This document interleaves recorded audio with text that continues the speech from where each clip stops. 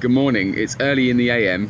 I've just finished a coffee, and I only drink coffee for taste.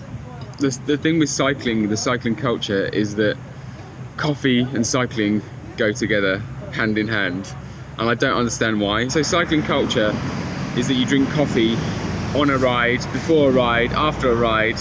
If you wanna create a stable energy level without these peaks and troughs, caffeine is the worst idea, because caffeine is going to give you this big energy spike, and then you're going to get this big energy crash without warning when you're in the middle of nowhere, and it's the hardest for you to get back and you can't push the power. And that's all coffee's going to do for you.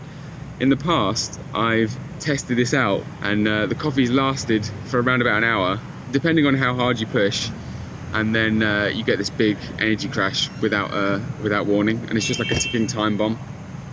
And you just don't know when your legs are going to give out on you.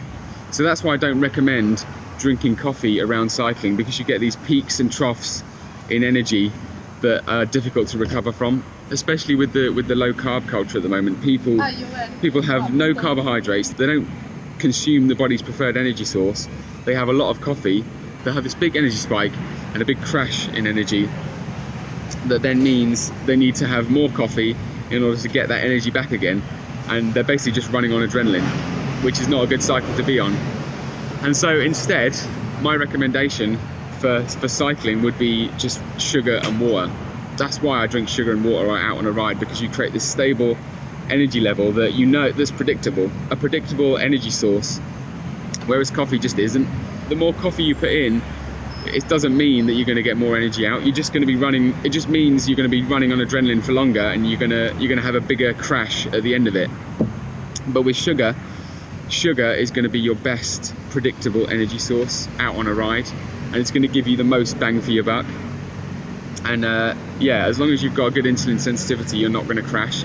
So I know now, because I've trained my metabolism and I've got a good insulin sensitivity, it means that the energy goes in, the sugar water goes in, and the watts come out, and it just gets used as energy. You get a tangible output, predictable, from sugar water, from carbohydrates, that you just don't get from coffee.